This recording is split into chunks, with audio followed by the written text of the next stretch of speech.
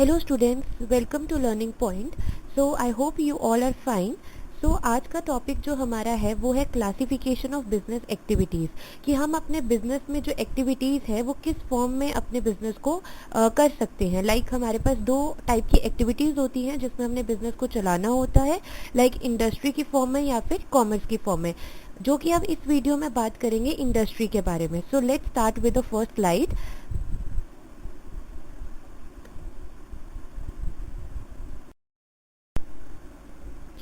Okay, so now अब हम बात करने जा रहे हैं कि हम अपने बिजनेस को कैसे परफॉर्म कर सकते हैं। जैसे कि मैंने बात की थी, हमारे पास दो फॉर्म्स होती हैं बिजनेस को चलाने के लिए। हम इंडस्ट्री की फॉर्म में चला सकते हैं या फिर कॉमर्स की फॉर्म में चला सकते हैं। इंडस्ट्री का मतलब ही यही होता है कि मैन्युफैक्चरिंग, जब हम किसी चीज़ को प्रोड्यूस करने की बात करते हैं, जब हम कहीं पर प्रोडक्शन की बात करते हैं कि हमने रॉ मटेरियल को कन्वर्ट करना है फिनिश गुड्स में, then it will be called as an industry. और अगर हम कॉमर्स की बात करें तो वहाँ पे कोई भी प्रोडक्शन से रिलेशन नहीं होता है।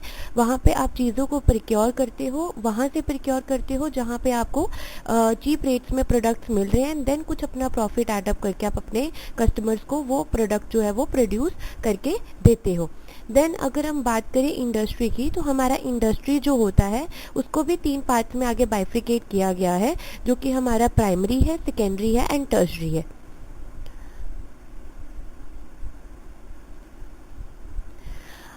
अगर हम प्राइमरी की बात करें तो हमारा प्राइमरी भी फर्दर बाइफ्रिकेट किया गया है, extractive industry and genetic industry. And अगर हम सेकेंडरी की बात करें तो सेकेंडरी भी हमारा आगे बाइफ्रिकेट किया गया है टू पार्ट्स में, जो कि मैन्युफैक्चरिंग एंड कंस्ट्रक्शन है। एंड मैन्युफैक्चरिंग को फर्दर भी बाइफ्रिकेट किया गया है फोर टाइप्स में: analytical industry, synthetical industry, processing industry and assembling industry.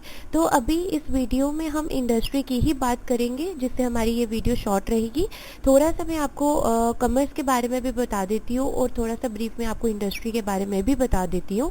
जैसे मैंने बात की थी कि इंडस्ट्री के अंदर दो चीज़ें होती है, एक होता है रॉ मटेरियल, एक होता है फिनिश गुड्स। क्योंकि इंडस्ट्री होती ही वही जगह है, वही एक्टिविटी होती है जहाँ पे रॉ मटेरियल से आप फिनिश गुड्स में चीज़ों को, प्रोडक्ट्स को प्रोड्यूस करके फिनिश गुड्स में लाकर अपने कस्टमर्स तक पहुंचाते हो। रॉ मटेरियल एक ऐसी चीज़ होती है जो कि आपका एक बेस होता है, जिसको आपने आगे फिनिश गुड्स में, जैसे अगर मैं फॉर एग्जांपल बात करूं, जैसे कि हम शुगर केन ले लेते हैं, तो वो शुगर केन जो होता है वो हमारा रॉ मटेरियल है।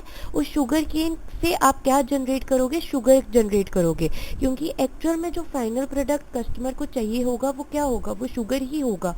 तो वो शुगर एक्ट करेगा एज एन फिनिश गुड्स की तरह। तो ये जो प्रोसेसिंग हुआ, ये जो पूरा प्रोडक्शन हुआ शुगर केन से शुगर तक, तो उसको क्या बोलते हैं? इंडस्ट्री। ये सब चीज़ें, ये सब एक्टिविटी कहाँ पे परफॉर्म होती है? इंडस्ट्री में परफॉर्म होती है। देन अब थोड़ा सा कॉमर्स के बारे में बात कर लेते हैं। कॉमर्स वो होता है जहाँ पे सेलर होता है और जहाँ पे बायर होता है। हमारे पास सेलर वो होता है जो प्रोडक्ट्स को बेचता है, बायर वो होता है जो प्रोडक्ट्स को परचेज करता है।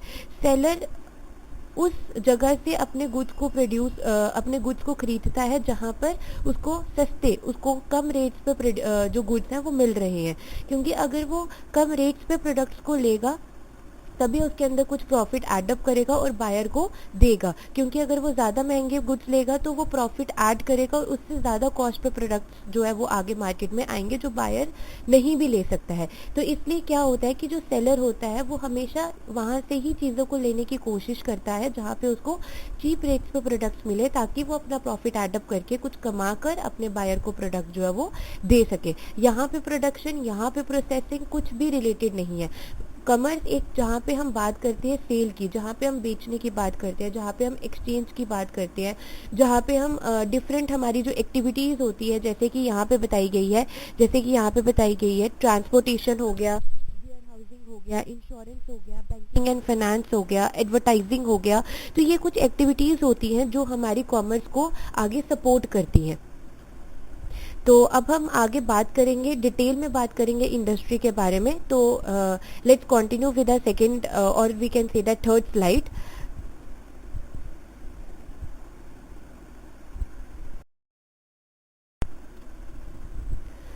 सो गाइज अब हम बात कर रहे थे कि हमारा इंडस्ट्री क्या होता है और हमारा कॉमर्स क्या होता है। अगर हम पहले इंडस्ट्री की बात करें तो industry is concerned with the production और processing of goods and materials. अब की सबको लर्न हो ही गया होगा कि इंडस्ट्री प्रोडक्शन या गुड्स और मटेरियल्स की प्रोसेसिंग से रिलेटेड होती है, जहाँ पे हम अपने रॉ मटेरियल से कहाँ पे लेके जाते हैं अपने फिनिश प्रोडक्ट तक, प्रोडक्ट को प्रोसेस करके एक फाइनल प्रोडक्ट में कन्वर्ट करते हैं। ठीक है, जैसे हम शुगर केन की एग्जाम्पल ले रहे थे, तो sugarcane will be act as a raw material and then हम शुगर केन को डिफरेंट स्टेजेस से पास करवा के शुगर में कन्वर्ट करेंगे, तो वो हमारा किस एक्टिविटी के अंदर आएगा, इंडस्ट्री एक्टिविटी के अंदर आएगा। और अगर हम कॉमर्स की बात करें तो commerce includes all those activities which are necessary for facilitating the exchange of goods and services. जहाँ पे हम खरीदने या बेचने की बात करते हैं, जहाँ पे हम गुड्स की ट्रेडिंग की बात करते हैं between the seller and the buyer, तो वो चीज़ें कॉमर्स के अंदर आती है। कॉमर्स का कोई भी प्रोडक्शन या प्रोसेसिंग से लेना देना नहीं होता है। कॉमर्स के अंदर चीज़ों को बेचा जाता है या खरीदा जाता है और इन रिटर्न जो सेलर होता है उसको कंसिडरेशन मिली जाती है फ्रॉम द बायर, जिसमें कुछ प्रॉफिट जो है वो एडअप किया जाता है और वो उसको एज अ मोटिव की तरह उसके मोटिव की तरह काम करता है, क्योंकि सेलर कोई भी चीज़ कॉस्ट पे नहीं बेचता है, उसमें कुछ अपना प्रॉफिट एडअप करता है एंड देन ही बायर को बेचता है, ताकि उसका प्रॉफिट का जो मोटिव है वो पूरा हो सके। तो इस फॉर्म में हम अपने बिजनेस को चला सकते हैं, क्या वो इंडस्ट्री हो क्या वो कॉमर्स हो, ये दोनों फॉर्म्स है। बट अब आगे हम अपनी इंडस्ट्री के बारे में ही बात कर रहे हैं कि इंडस्ट्री डिफरेंट टाइप्स की होती है, primary industry, secondary industry, tertiary industry. तो इन डिटेल आगे हम अपनी आगे आने वाली स्लाइड्स में बात करेंगे।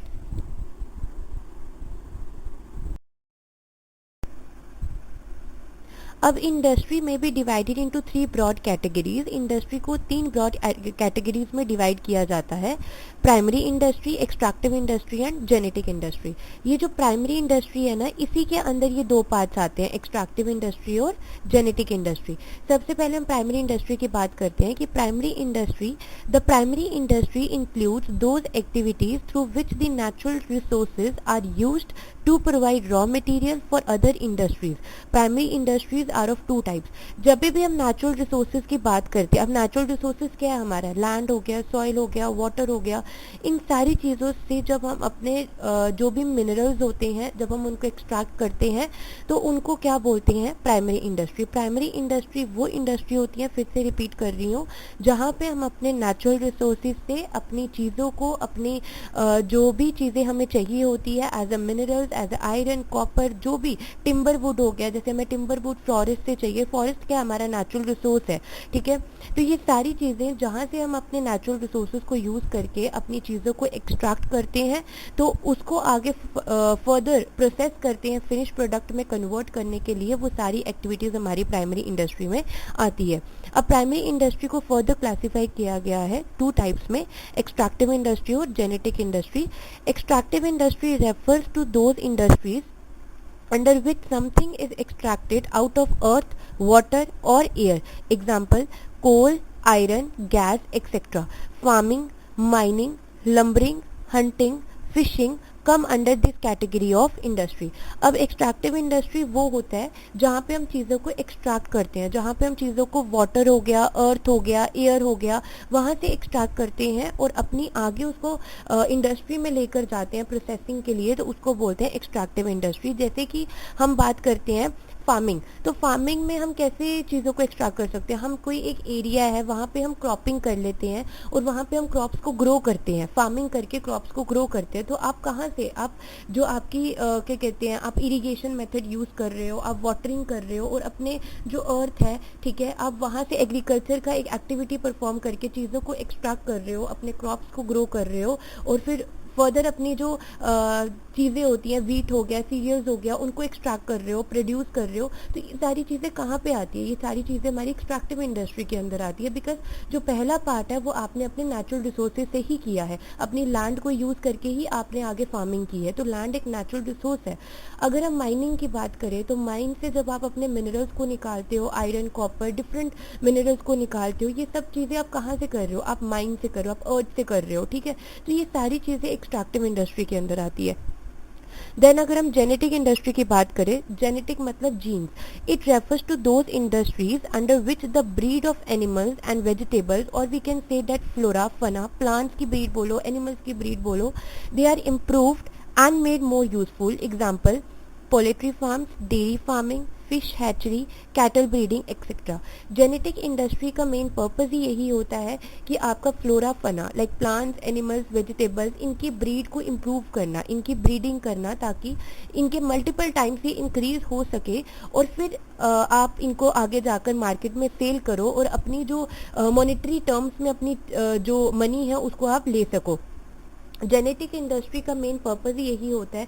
लाइक पोल्ट्री फार्म्स हो गया, वहाँ पे आपने कोई भी आपके पास एनिमल्स हैं, आपने उनकी ब्रीडिंग की। जैसे हम एनिमल हस्बेंड्री की बात करते हैं तो वहाँ पे आप डिफरेंट एनिमल्स की केयरिंग क्यों करते हो? आप वहाँ पे इसलिए करते हो ताकि आप उनसे जो डेयरी मिल्क प्रोडक्ट्स होते हैं, ठीक है, आप उनको एक्सट्रैक्ट कर सको एंड देन उसके बाद आप उनको मार्केट में जाकर उनको बेच सको और अपना जो भी आपका मॉनेटरी टर्म्स में प्रॉफिट है उसको कमा सको। तो जेनेटिक इंडस्ट्री यही चीज़ होती है। जेनेटिक में आप अपनी ब्रीडिंग की बात करते हो और अपने मोटिव को जो पूरा है वो करते हो, ठीक है। तो ये हमारा हो गया प्राइमरी इंडस्ट्री। आई होप कि आप लोगों को समझ आया होगा कि प्राइमरी इंडस्ट्री क्या होता है, जिसके अंदर हमारी 2 टाइप्स की इंडस्ट्रीज आती हैं, extractive industry and genetic industry. Easy है, ज़्यादा इसमें डिटेल में जाने की ज़रूरत नहीं है, ठीक है।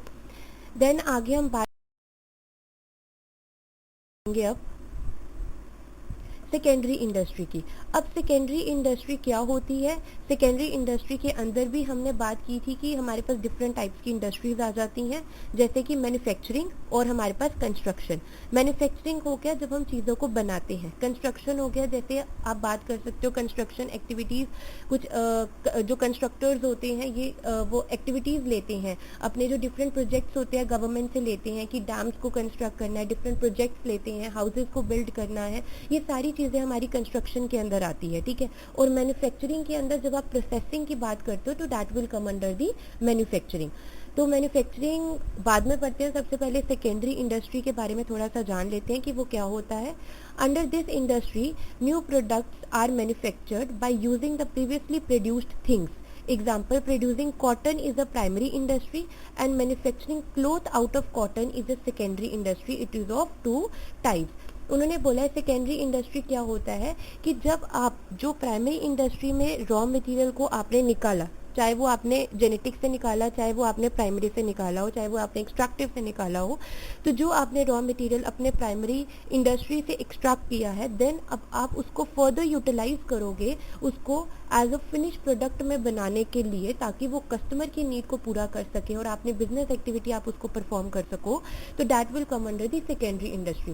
सेकेंडरी इंडस्ट्री आगे फैसिलिटेट करती है प्राइमरी इंडस्ट्री के प्रोडक्ट को, ठीक है। यहाँ पे आप अपने रॉ मटेरियल को फिनिश प्रोडक्ट में कन्वर्ट करते हो। जैसे आपने एक कॉटन प्रोड्यूस किया तो वो प्राइमरी इंडस्ट्री में आ जाएगा, उस कॉटन से आप क्लोथ में कन्वर्ट करोगे, मैन्युफैक्चर करोगे क्लोथ में यूजिंग टेक्सटाइल इंडस्ट्री, तो that will come under the secondary industries, ठीक है। अब सेकेंडरी इंडस्ट्री के अंदर 2 चीज़ें आ जाती है, मैन्युफैक्चरिंग एंड कंस्ट्रक्शन, जो कि हमने पहले बात कर ली है। अब हम मैन्युफैक्चरिंग के बारे में बात करेंगे कि मैन्युफैक्चरिंग क्या होता है। These industries convert raw materials और semi finish products into finish products. Example, paper from bamboo, sugar from sugar cane. जैसे मैंने बात की थी कि रॉ मटेरियल्स या सेमी फिनिश प्रोडक्ट्स वो प्रोडक्ट्स होते हैं जिनको अभी वर्क इन प्रोसेस, जो वर्क इन प्रोसेस होते हैं, वर्क इन प्रोसेस मतलब अभी पूरी तरह से वो एक प्रॉपर फाइनल प्रोडक्ट में कन्वर्ट नहीं हुए हैं। तो उनको जब आप कन्वर्ट करते हो अपने इक्विपमेंट्स, अपनी मशीनरीज वगैरह अपनी इंडस्ट्री में इस्तेमाल करके, ताकि वो एक फाइनल प्रोडक्ट में कन्वर्ट हो सके और उसको आप अपने बिजनेस में आगे यूज करके बेच सको, तो that will come under the manufacturing. जैसे आपने टिम्बर वुड निकाला फ्रॉम द फॉरेस्ट, अब उसको आगे आप प्रोसेस करोगे, आप डिफरेंट इक्विपमेंट्स को यूज करके उसकी प्रोसेसिंग करोगे and then you will be convert it into the paper so as to fulfil the needs of the customer. So वो एक्टिविटी मैन्युफैक्चरिंग इंडस्ट्री के अंदर आती है। देन मैन्युफैक्चरिंग के अंदर भी 4 टाइप्स होते हैं, आप अलग अलग तरह से मैन्युफैक्चरिंग कर सकते हो। Analytic, processing, synthetic and assembling. अब एनालिटिक क्या होता है? एनालिटिक थोड़ा सा मैं बता देती हूँ, इजी है। एनालिटिक क्या होता है, जिसमें जैसे कि हम क्रूड ऑयल की बात करते हैं, वो क्रूड ऑयल आपने एक्सट्रैक्ट तो कर लिया, ठीक है, अब वो बहुत सारे उसके अंदर इम्प्योरिटीज होती है, वो प्रॉपर एक ऑयल नहीं होता है, उसके अंदर डिफरेंट एलिमेंट्स होते हैं जो कि जिसमें से हमने उन एलिमेंट्स को एक्सट्रैक्ट करना होता है ताकि हम उसको डिफरेंट पर्पसेस के लिए उसको यूज कर सके। So different things are manufactured out of one material, example petrol, diesel, gasoline out of the crude oil. ठीक है, क्रूड ऑयल के अंदर डिफरेंट चीजें होती हैं। Crude oil is a mixture of many elements, ठीक है, जिसको आपने आगे एक्सट्रैक्ट करना होता है उसी क्रूड ऑयल से, क्योंकि उसके अंदर जो डिफरेंट एलिमेंट्स होंगे लाइक पेट्रोल होगा, डीजल होगा, ये अलग अलग पर्पस के लिए इस्तेमाल होते हैं। ठीक है, तो जब आप एक प्रोडक्ट से डिफरेंट चीज़ों को निकालते हो और आप आगे यूज करते हो अपने फिनिश प्रोडक्ट को बनाने के लिए, अपनी बिजनेस एक्टिविटीज को परफॉर्म करने के लिए, तो वो इंडस्ट्री हमारी एक्टिविटी एनालिटिक के अंदर आती है। अगर हम प्रोसेसिंग की बात करें तो प्रोसेसिंग के अंदर होता है जब आप कोई भी एक प्रोडक्ट को प्रोसेस कर रहे हो, आप डिफरेंट स्टेप्स से एक प्रोडक्ट को लेकर जा रहे हो एंड देन उसको एक फाइनल प्रोडक्ट में कन्वर्ट कर रहे हो, तो वो प्रोसेसिंग में आता है। प्रोसेसिंग ईजी है, इसमें कुछ समझने की जरूरत नहीं है, बट स्टिल हम पढ़ लेते हैं। Those industries wherein useful things are manufactured by making the raw material to pass through different production processing, example steel from iron और शुगर एंड पेपर इंडस्ट्रीज। वही जैसे हमने बात की थी कि जब आप डिफरेंट स्टेप्स, डिफरेंट प्रोसेस से, first process, second process, third process, तो डिफरेंट प्रोसेस से जब आप एक रॉ मटेरियल को निकलवाते हो और फिर एक प्रोडक्ट बनता है, वो प्रोसेसिंग के अंदर आ जाता है। सिंथेटिक ऑपोजिट है एनालिटिक का। एनालिटिक के अंदर आप एक प्रोडक्ट से डिफरेंट प्रोडक्ट्स जनरेट करते हो। सिंथेटिक्स में क्या होता है कि आप डिफरेंट प्रोडक्ट्स को कंबाइन करते हो and then you will get a final product. Many raw materials are mixed to produce more useful product, example paints, cosmetic, cement. क्योंकि सीमेंट आप डायरेक्टली तो नहीं बनाओगे, सीमेंट के अंदर कॉपर भी होगा, कैल्शियम भी होगा, सीमेंट के अंदर एल्यूमिनिया भी होगा, सॉरी कैल्शियम, एल्यूमिनिया, डिफरेंट हमारे इसके अंदर मिनरल, सैंड, वाटर वगैरह एडअप होता है and then you will get a synthetic. ठीक है, आप फिर आप बोल सकते हो कि वो एक्टिविटी सिंथेटिक इंडस्ट्री के अंदर आएगी, क्योंकि जैसे हम एग्जांपल ले रहे हैं सीमेंट की, तो सीमेंट के अंदर डिफरेंट चीज़ें एडअप होगी, soil, sand, water, calcium, alumina, ये सब कुछ एडअप होगा and then you will be get a cement. तो ये ऑपोजिट हो गया ना एनालिटिक का। एनालिटिक में आप क्या कर रहे थे, आप एक प्रोडक्ट से डिफरेंट प्रोडक्ट्स को जनरेट कर रहे थे और अपने डिफरेंट पर्पजेस के लिए यूज कर रहे थे। सिंथेटिक में आप डिफरेंट प्रोडक्ट्स को कंबाइन कर रहे हो and then you will be get a final product. ठीक है, अब उसके बाद हो गया असेंबलिंग। असेंबलिंग में हम एक सबसे इजी एग्जांपल लेते हैं टेलीविजन। ठीक है, टेलीविजन के डिफरेंट पार्ट्स होते हैं।